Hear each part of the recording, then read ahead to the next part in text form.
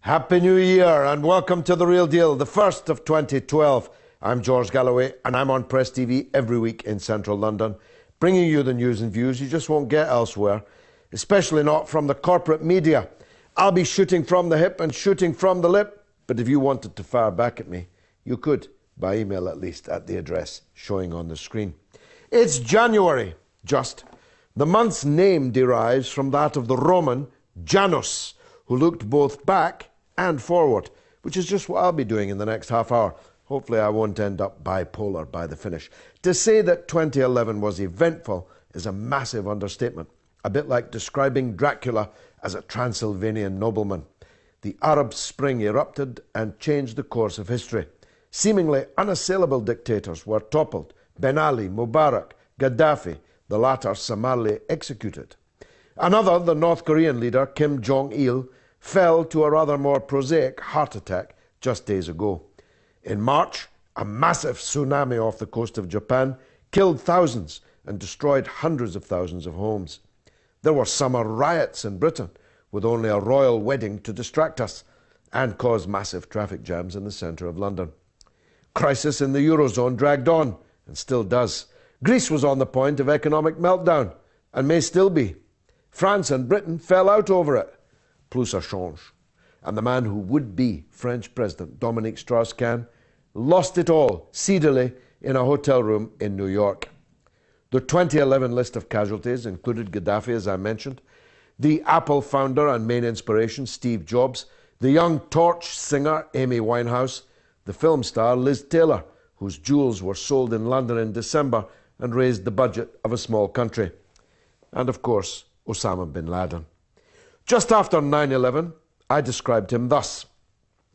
I despise Osama bin Laden, the medieval obscurantist savage, I told the government. The difference is I have always despised him, even when you, the British government, and the American government were giving him weapons, money, diplomatic and political support. And I don't result from that view now, although I'm sure that his death, as described by President Obama, is not the full story. There was another death in July, this one self-inflicted, when Rupert Murdoch terminated his Sunday tabloid, The News of the World. The paper had been, as a matter of custom and practice, hacking into the phones of celebrities, even fairly minor ones like myself. But when it emerged that a private investigator hired by the newspaper had hacked into the phone messages of the murdered schoolgirl Millie Dowler, the tide of revulsion was so huge that its proprietor, no doubt thinking, wrongly, that this would put an end to the matter, put an end to the paper. This phone hacking scandal has run and run, and it's now the subject of a governmental inquiry presided over by the senior High Court judge, Lord Leveson. If one man can be credited with exposing this journalistic illegality, it's the Dowler family's solicitor, Mark Lewis. Mark has pursued this doggedly and successfully over the last 5 years and has won his clients millions in compensation, as well as keeping the issue luridly in the headlines. Mark was my guest here on The Real Deal. Mark, welcome to The Real Deal. We first met in the lobby of the House of Commons when hardly anybody in Britain knew about this scandal. Thanks to your, if I may say so, your tenacity, your skill as a lawyer, this is now absolutely dominating all political life in this country and is now known about all over the world. How did you bring this about? Well, I think the important thing was that the reason that nobody knew about it was because the press didn't want anybody to know about it. This wasn't just the News of the World and the Sun and other papers in the Murdoch empire, but it was also every paper failed to report, apart from some noble exceptions. The Guardian reported and were criticised, and the Independent. The Press Complaints Commission, which was run by the papers, for the papers, chaired by Baroness Buscombe, Conservative peer, Tory peer, made it quite clear when she spoke to the Society of Editors that the Guardian story didn't live up to its billing. Now, it didn't live up to its billing. It didn't go far enough. Not its fault, but nobody knew how far it went. But she certainly made that mistake of buying into buying into the lies that were being Yes, told. she's now claiming that she was lied to, but she seems to have been extraordinarily easy to lie to. That's how very few people knew about it. How do we get from there, that first day that we met, when if we'd asked anyone outside the building walking past, they wouldn't have known what we were talking about? How do we get from there to where we are today, where there's virtually no other news in Britain except this? Well, I think the position was, it was almost a drip effect, because people knew and told other people, and people had claims to be brought, and were bringing claims, and more people were bringing claims, and there was more report and more people. I think what happened, I suppose, was that there was pressure brought on the police. The police had, in 2006, Andy Hayman, who subsequently went to work for News International as a reporter, but he was the Assistant Commissioner of the Police responsible. So he was one of the top policemen in England. One of the top policemen, and the top policeman who was in charge of the investigation. When he went to work for News International, he wrote something, and he wrote an article that appeared in the News of the World that said that not a stone was left unturned. This was a police officer who didn't actually find the quarry. He didn't find a quarry full of stones that needed unturning. But pressure was mounting on them to start a new police investigation. And eventually it went through 2 or 3 attempts to have investigations, when in 2011 the police started a proper investigation. The Dowler family received millions of pounds from Mr. Murdoch's company, News International, in compensation for their distress. I'm also waiting for a much smaller cheque. It'll only be a fraction of what the Dowlers received, and rightly so. The Leveson inquiry will grind on through this year, and we're also likely to see the first trials of some of the now getting on for 20 people who have been arrested by the Metropolitan Police in London. The arrests have gone right to the top. News International Chief Executive Rebecca Wade, once the confidant of Prime Ministers, was forced to resign after the police knocked on her door. And the former News of the World editor, Andy Coulson, had to chuck in his post as the spin doctor and confidant to Prime Minister David Cameron after the police descended on him. My prediction? Well, without wanting to court my own appearance in the dock for prejudicing cases, I'm sure that some well-known names are headed for the jail. The Eurozone crisis drones on seemingly endlessly. Several countries appear to be on life support, including Greece and Spain, although not for as long as Ariel Sharon. Remember him? Former Prime Minister of Israel? In 3 days from now, if he makes it, he will have been in a permanent vegetative state and on life support for 6 years. In December, British Prime Minister David Cameron, alone out of 27 leaders, vetoed a proposed change to the European Union constitution. The other countries went on ahead anyway. But the spat was about what we call the Tobin tax, or the Robin Hood tax, a transaction tax to be levied at a sliver of 1% on financial centres like the largest one, the City of London. Cameron said he was protecting the city. He didn't add, and his pals therein. But earlier last year, when the idea of this Robin Hood tax seemed to have been thought up by fanciful dreamers, I interviewed one of its main advocates, David Hillman. And now it's surely coming to pass, at least on the mainland of Europe. David, what's this campaign all about? Well, firstly, thanks very much for giving me the opportunity to be on your show. Welcome. What is the Robin Hood tax? Put simply, it is a tax on financial transactions, but not the financial transactions that you or I would do. We're talking about taxes on bond transactions, on derivative transactions, multi-million pound deals in foreign exchange. And because there's huge volumes in this market, even a very small tax will raise a huge amount of money, and that money can be used to, in the UK, save jobs, protect livelihoods here, and save lives abroad. How small would the tax be?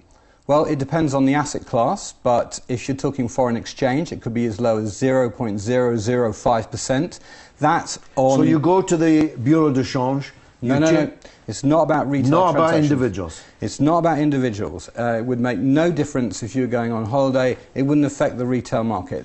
The retail market and the wholesale market are totally different. One goes on in cyberspace. We're talking about multi-millions being traded, and you can have a tiny percentage tax on that. Whereas when we go and exchange money, it's like 3%. It's like a completely different market. But just to give you an example with that market in currency is worth $4,000 billion a day. So you can imagine that even if you had a very small tax on that huge volume of money, you would raise an enormous amount. That's the global figure you've just given me. That's the global figure. If we had this tax only in Britain, if we couldn't persuade anyone else to introduce it, what would the impact be? Presumably the traders would just take off and do their dirty business somewhere else. Firstly, I can tell you the amount that it would be. At 0.005%, it would raise an extra £5 billion a year. And in fact, we already have a tax on shares, which also brings in £5 billion. That's why we think in the UK you can actually get £20 billion extra out of the financial markets. Remind me of your question? Well, if we did it here, wouldn't the traders just move their dirty business elsewhere? This is what you hear financial institutions say, and frankly that's absolute blackmail.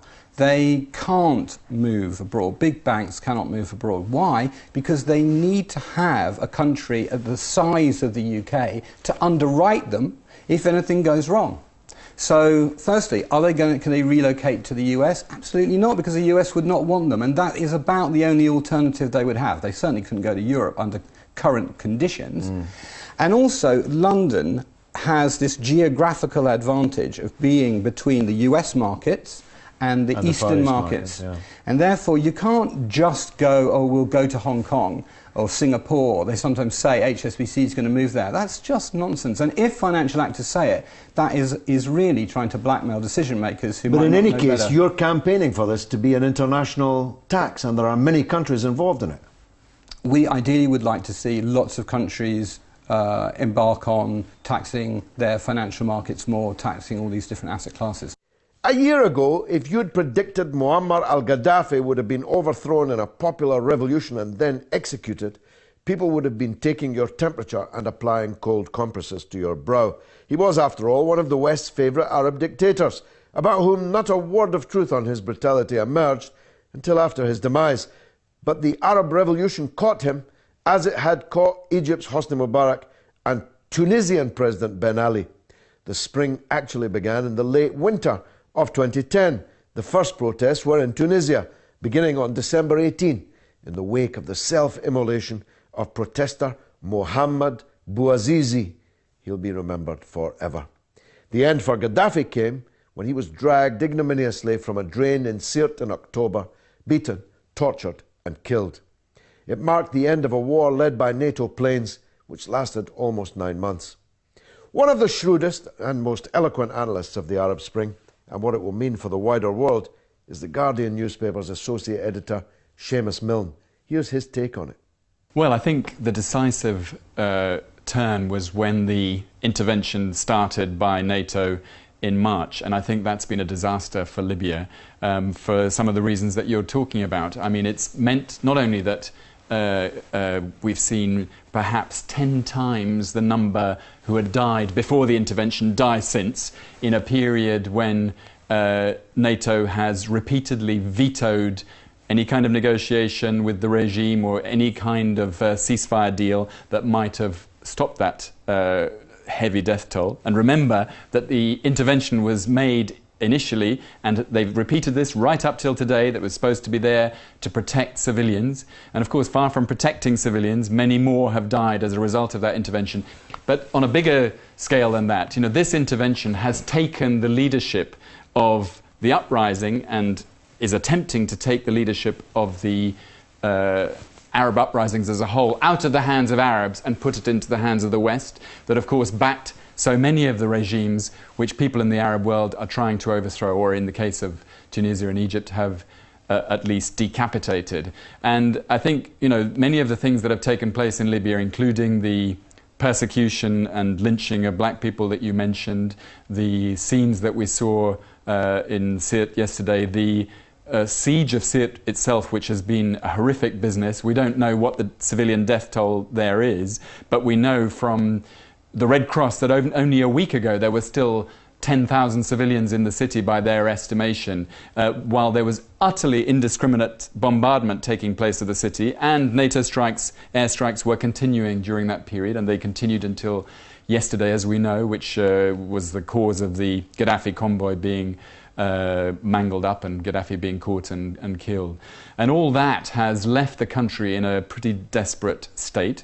And of course the leadership that the NATO countries have fostered and tried to build up around the National Transitional Council combines Gaddafi defectors, who are not trusted by many people in Libya for perfectly understandable reasons. It includes people who are long-time American and British intelligence agents or assets, something that's not a secret at all, and they themselves acknowledge, and a very small group in the leadership of Islamists. But on the ground, you have large numbers of fighters who are aligned with Islamist groups of different types.